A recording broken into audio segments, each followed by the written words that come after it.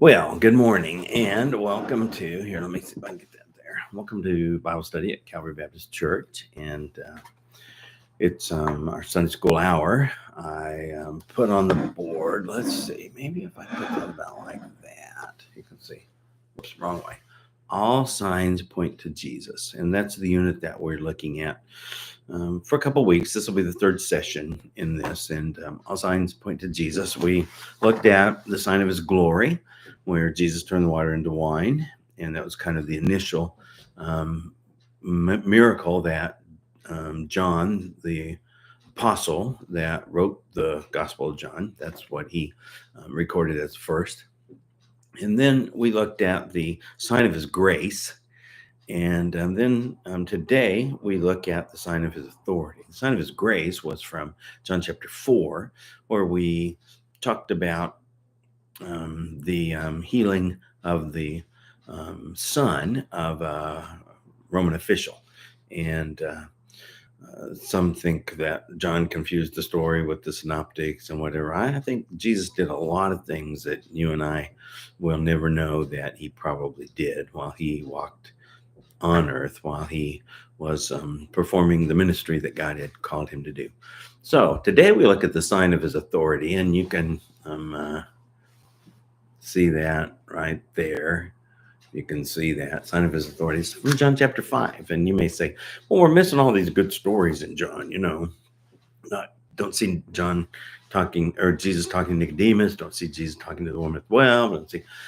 Yeah, but here's the deal. We're looking at the signs pointing to Jesus. And so we're looking at signs and wonders, miracles that He did, that John recorded in his gospel, things that were miraculous around Jesus. And so today we go to John chapter 5. Next week, we will go to John 6. The week after that, that's a good question, because our book, the commentary that we use, it skipped some pages. I don't know if I'm going to have to call them and say, hey, can you just send me those, or can you email them to me, or can you send me a whatever of that, so that we can kind of have those extra pages in there? It just goes from like page 50 to 69, and that whole lesson is out. So we'll see in a couple of weeks what we can do about that. But today we look at the sign of His authority, John chapter 5. And in chapter 5, we see that Jesus has left the Galilee area, and He has gone back to Jerusalem. I believe Jesus moved around a lot more than we may know. The synoptics kind of put Him trying to maybe get closer to Jerusalem or to the area, and He just wasn't accepted, even in His hometown of Nazareth. So therefore, He moved on out into the Galilean area, and that's where He did the majority of His ministry, according to the synoptics. But in John's gospel, we have Him, traveling back and forth a lot, or we see Jesus a little more mobile, a little more out there. And so the synoptics will make you think, even though I don't think that was really their purpose, but they'll make you think that Jesus went to Jerusalem when He was 12 with His parents. He never went back again until He entered the city the week that He was crucified. And that's just not true. It doesn't even ring true, because He was of the Jewish faith. He was one who would go to those types of things, to the feasts. And so it tells us here in John that He went to the feast in Jerusalem. And there's three that He, would have been included in that. What festival was it? Was it Passover? Was it Pentecost? Or was it Feast of the Tabernacles? More than likely, most theologians would say chronologically and calendar-wise, it was probably the Passover. He probably went to Passover. It was there that He taught. It was there that He, was acknowledged. And it was there that they began to hate Him even more than they had this itinerant preacher that was out there. He wasn't preaching against God, but he wasn't preaching the kind of rule God that they believed, the religious leaders preached, but he wasn't even preaching good at that. And so they were just confused about Him, but also they were against Him because He didn't fit their mold of what they believed a Messiah would be. you know, you and I make a lot of assumptions every day. We drive down the road, we're in traffic, and we make assumptions about um, what other cars are going to do. We think we know. Most of the time, we guess right. Occasionally, a car's in the left lane, and you're going down the street, and they're in a turning lane, and you don't expect them to cut back over in front of you, but that happened to me. It's happened to me before. Matter of fact, I can't even tell you how many times that people have pulled in front of me and I've had to hit them, or I've had to hit something else, or I've had to come to a stop or do whatever. And you just have to do those kind of things, don't you? Um, so we make assumptions that that car's over there, it's never going to come back. But, well, it might. It could be stopped and all of a sudden it pulls back over in front of you. Just didn't realize that you were coming as fast as you were, or as fast as you even could have, and you're in the way. Well, Jesus, though, that leaves nothing to the assumption. He gives us the truth. He gives us the authority of it, and then we understand that He is capable of doing more than we could ever imagine. And so that's what we look at today. That's what we look at today. And let's just jump right in here. John chapter 5, verses 1 through 7 says, after this, after what? Well, after Jesus had been in the Galilee, after he had healed the Roman official's son, after, not even going there, he just, said, your son is whole. And then it was so. And that in itself is an authority, isn't it? Jesus had the authority over over sickness and death. And so he says, after this, a Jewish festival took place, and Jesus went up to Jerusalem. Remember, he was really going south to Jerusalem because he was up in the Galilee, but he went up because Jerusalem's on a mountain, and everything goes up to, Zion. Everything goes up to the place where the temple is built, where the city of Jerusalem is, the city of Zion. And so he's moving up, going up that way. And it was interesting to me. I guess I knew this from pictures and things, but when we were in Israel, kind of interesting to me that the place where the temple isn't the highest point of the mountain there. Off to the north, it goes up even higher. But the temple is built kind of on the bluff in the Kidron Valley, on the west side of the Kidron Valley, and it's built there. And it was probably a good level place for them to put the temple. And they could build it along the walls there, along the rocks. And it was probably level enough where they could do that, where the old city could then develop from that, or maybe was developed out of that when they went there and built the temple. Solomon built the temple. And of course, the city of David was just south there in the part of Jerusalem where David built his palace and David lived and things. So they kind of built that up there on that level area, and it was easier access, perhaps, than even at the time, maybe up on the highest point to the north there. We just don't know, but we know that's where it is. And it's right there across the Kidron Valley. It would be a great place to build the walls, be a great place to fortify the city and to fortify the temple. And so down across the Kidron Valley there, and then up on the other side is where the oldest cemetery in the world is, and that's on the east side of the Kidron Valley in Jerusalem. Oldest and maybe even the largest cemetery. More bones have been buried there, perhaps, than anywhere else in the world. So anyway, so after this, Jewish festival took place, and Jesus went up to Jerusalem. Verse 2, by the sheep gate in Jerusalem, there it's on the west side, the east side, on the west side of the Kidron Valley, there against that eastern wall. There's a pool called Bethesda in Aramaic, which has 5 colonnades. Within these lay a large number of the disabled, blind, lame, and paralyzed. And then the King James, we don't know if it's a more recent manuscript that they copied this from, but the oldest manuscripts that we have left out the latter part of verse 3 and the first part of verse 4. Most translations, modern translations, will put this in as a side note, but here's what it says in the King James at the end of verse 3. Waiting for the moving of the waters. And then verse 4 is this: for an angel went down at a certain season into the pool and trouble the waters. Whosoever then, first after the troubling of the water, stepped in, was made whole of whatever disease he had. And that's just an explanation of what was going on. We know it wasn't a inaccurate explanation because of what follows or what kind of happens with the counter conversation that Jesus has with this man who is waiting there at the pool of Bethesda. So then we go to verse 5. It says, one man was there who had been disabled for 38 years. Today is our daughter Alina's birthday. She's 34 today. Our son Philip is 38. He'll be 39 in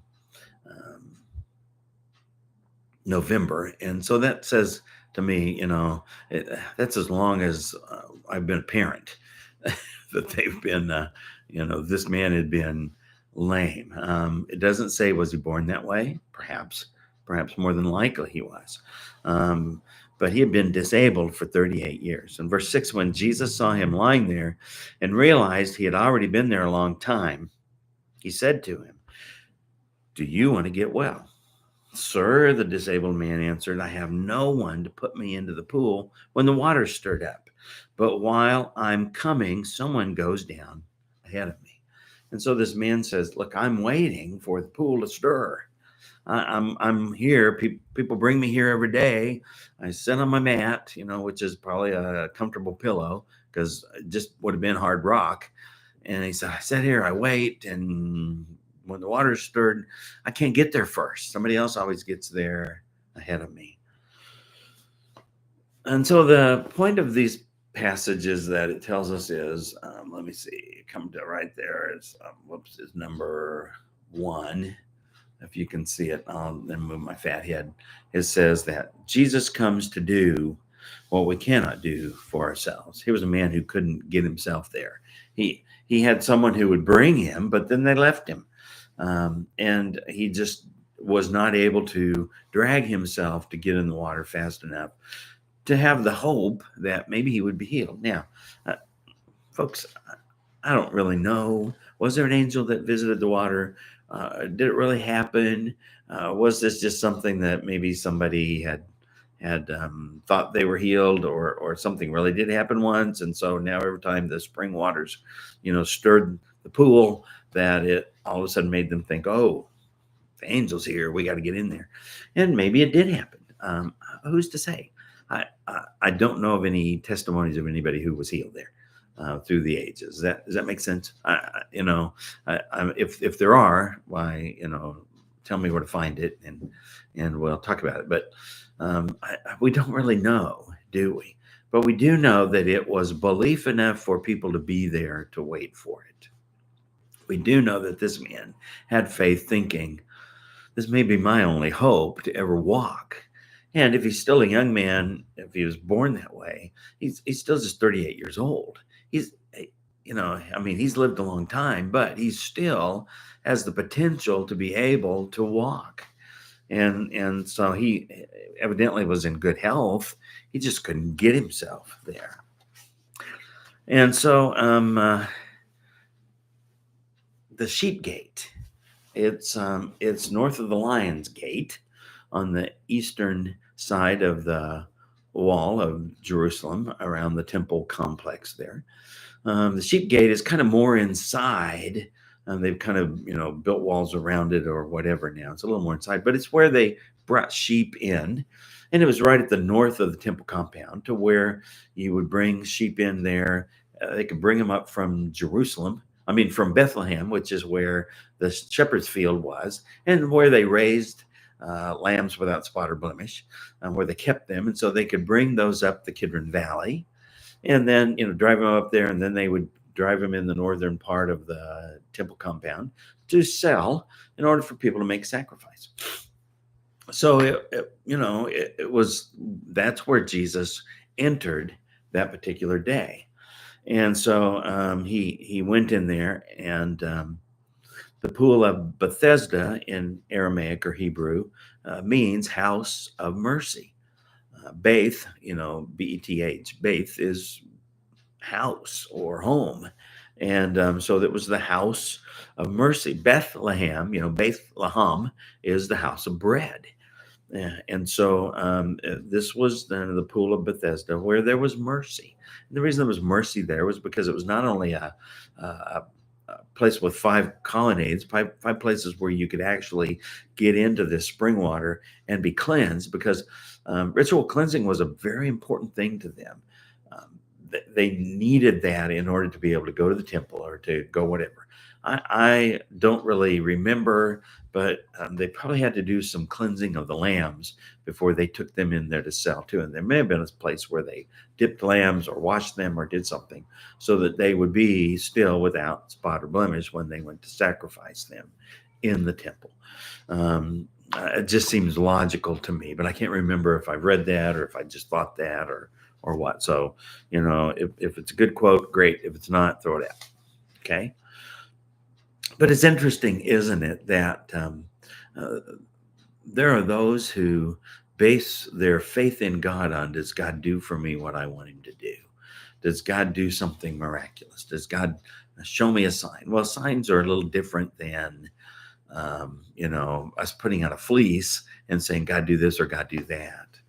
And there are lots of things within Christendom where things like this happen. Back in April of 2023, just 2 years ago, in the city of Gower, which is about 20 minutes from South St. Joe, Wilhelmina Lancaster, she was the founder of the Benedictines of Mary, Queen of the Apostles. Nun.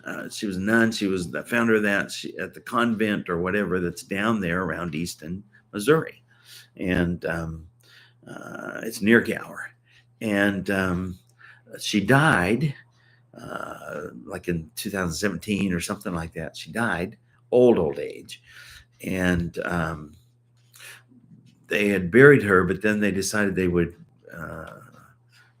dig her up. They would take her somewhere else then to be buried. And when they did, and they looked inside, her body had not really even deteriorated. Whoa, that was a big thing to the Catholics. Whoa, she should have deteriorated already. Whoa, she shouldn't be that preserved. She must be a saint. And so for about 2 months, media, pilgrims, all kinds of people. I guess the road was just full from morning till night. It's a gravel road going out to where this was, and there's just road just full constantly of people going in and out of there, seeking, a pool of Bethesda, or seeking someplace where they might get, a little bit of something. And I kind of scratch my head and say, wait a minute now, all you have to do is trust in Jesus, and all authority has been given in his name. Whatever you're seeking, whatever you're looking for, whatever you think you're going to get, you'll find it in Jesus and Jesus alone. That's all there is to it. That's what the Bible teaches. So anyway, we then see in this passage too, hey, we're doing good. We see in this passage too that Jesus asked him, do you want to be well? Now that might seem like a redundant question. Here he was. He'd been probably waiting there for a long time. Jesus knew he'd been there a long time, or maybe a lot. That term that he says he'd been there a long time means he came daily. He's been there for a long time. He's been that way 38 years. Can't walk. And he's been there. And so Jesus asked him, do you want to be healed? Do you want to get well? Well, if he didn't, you'd think he wouldn't be there, right? But Jesus asked that as a way of engaging the man, kind of starting the conversation. But he also asked it as a way of knowing how to move forward, because if the man really was there, a genuine, sincere heart, then Jesus would see that in his response. And was he really going to be a participant in what he did? And of course he said, look, I can't even get there quick enough. I wish I was a little bit faster. I wish I could drag myself a little quicker. But when the waters stir, I can't get there to get in. Somebody always beats me to it. And so while he didn't really answer the question directly, he did answer it in a roundabout way and letting Jesus know that his desire was to be there. Desire is a lot of things. Jesus wanted to know, was he going to really choose to be a part of his own healing? Not that we heal ourselves, but God gives us the opportunity sometimes, if we're able, to step out by faith, and then we own it more. Then we realize that it really was something we could not do for ourselves. And when that's number one up here, right there, Jesus does for us what we can't do for ourselves, and so this man, Jesus wanted to know, how much effort are you really going to put out, or how real is it to you that you actually get this healing? Okay. And then we go on to the next passage, which is number 2 right there. And it says, Jesus does more than we expect. He does. He does more than we expect. And so Jesus said in verse 8, get up. That's command number 1. And then he said, pick up your mat. That's command number 2. And then he said, walk. Now, all 3 of those almost sound impossible, don't they? Could the man get up? Well, he might could scoot a little. He might could drag himself a little with his arms. He's not probably getting up. Jesus said, get up. Now, we don't know how reclined he was either. He may have been laying down. But Jesus said, get up, pick up your mat, and then walk. And instantly, it says, the man got well. He picked up his mat and he started to walk. And then it tells us that was the Sabbath. Ooh, that's a bad day to be doing this, right? Because of the rules of the religious leaders. And it says then in verse 10, and so the Jews said to the man who had been healed, this is the Sabbath. The law prohibits you from picking up your mat. Why? Because he picked up his mat and he's walking all over the place with it. He's carrying it around. He's saying, I can walk, I can walk, I can walk. And he replied, the man who made me well told me, pick up your mat and walk. Well, here's the deal. We don't even know if he knew Jesus' name. We don't even know if he really knew who this guy was that told him to do it. But there was something compelling about Jesus and the command that he gave him, exercise your faith. Exercise your faith. Step out and just believe that it can happen, and it will. And it did. And so, when he said get up, and then he said walk, the term there, we use that term to just mean putting one foot in front of the other. However, it also can mean, how do I live? What is my lifestyle? How do I really walk? Am I walking as a good, morally sound person? Am I walking as a thug? Am I walking as a cheat? Am I walking as my human side takes more control of me than anything else? And if I'm not born of the Spirit and I don't have that renewal, that rebirth of God's Spirit within me, then I can't walk any different than I do as a human being. I can try to be good. I can, stay out of trouble, that kind of thing. But am I really good? No, not in God's eyes. I'm still a sinner. I'm still as lost as can be until I put my faith and trust in God's Son, Jesus Christ. And so I need to walk in that lifestyle. And so he's telling him, get up, pick up your mat, do your duties here, clean up after yourself, and then walk. And walk not only with one foot in front of the other, but walk in the lifestyle that God has in store for you. Well, they did it on the Sabbath. And doggone it, man. Moses said the Sabbath ought to be a day of rest. That's true. That's the law that God gave to Moses, that he passed down to the people. But the people then had come along and said, well, to give you a little leeway, or to kind of, sometimes you can't help but take a few steps. So here's the limit on how many steps you can take. Sometimes you can't help but have to carry something. So here's the limit. You can carry something. You can carry maybe some food, or you can carry maybe a plate, or you can carry maybe some water, but you can't carry like your bed. Yeah, you shouldn't do that on the Sabbath. And so they just made all these rules that said only do it this way. And the religious leaders were pretty good at keeping them for themselves, even though occasionally they might make an exception among themselves. But here was this guy, and he's up, he's walking, and he's carrying his mat, and they're like, "What is wrong with you, dude? You know it's a Sabbath. What's the matter?" And so they jump all over him. And he says, "Look, I'm just doing what I was told. Okay. Geez, I hadn't even thought about it being the Sabbath, maybe." He says, "I'm just doing what I'm told. I was told, pick up your mat, get up, pick up your mat and walk." And so that's what I'm doing. I picked it up, and now I'm walking. We don't know why he was running around the temple, other than, he's at the north end of it there. Did he want to go glorify God? Did he want to go thank God for what had happened to him? Probably, more than likely, that's what he was doing. But also, I believe that, we don't know what all the rules were. He maybe wanted the religious leaders to see God had healed him. He really could walk, and he believed that it was God who had done it. We know when Jesus told the lepers, the 10 lepers that were healed, he said, "You need to get up and then go to the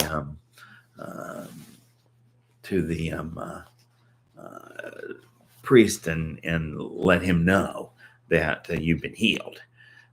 And so they all went, and only one came back to tell Jesus thank you out of the 10 lepers. But we know that was a rule for leprosy, is you needed to be confirmed in order to be able to get back into being around people and things. But we don't know if this guy, maybe he was just looking for affirmation, or maybe he just was so beside himself he didn't think about where he was or what he was doing. We don't really know, do we? But he did step out and bear witness to that. So then we jump down a few verses from where we were, from verse 11 down to verse 17. And 17 through 20 says, "Jesus responded to them, 'My Father is still working, and I am working also.'" So they tracked down Jesus. He's the guy. He's the man who told this man to get up, pick up your mat, and walk. In verse 18, "This is why the Jews began trying all the more to kill him. Not only was he breaking the Sabbath, but he was even calling God his own Father, making himself equal to God." In verse 19, here's what John says Jesus said even also to them. He said, "Truly I tell you, the Son is not able to do anything on his own, but only what he sees the Father doing. For whatever the Father does, the Son likewise does these things." And then in verse 20 it says, "For the Father loves the Son and shows him everything he is doing, and he will show him greater works than these, so that you will be amazed." Now you might read that last verse and say, "Oh yeah, that word agape. He just really loves the Son." But John didn't use the word agape there. He used the word phileo, more of a brotherly or a friendly love. He's basically saying here that Jesus said, "Look, the Father and I, we're friends. He does love me tenderly, but he also loves me with his authority. And he and I are friends. What's good with him is good with me. And so he tells me what to do. I look where he's working, and that's what I do, and that's how I do it." Jesus is trying to tell them, which is number 3 right here. Whoops, right there. He's trying to tell them that he has the authority to do what only God can do, and that he and the Father are working it together, that they can do it. He's affirming to them that this is that way. Yeah, in verse 19, he said, "Truly I tell you," or in the King James, "Verily, verily." or in some other translations, very truly. And so he's basically affirming and saying to them, look, this is the way it is. I'm in tune with the Father.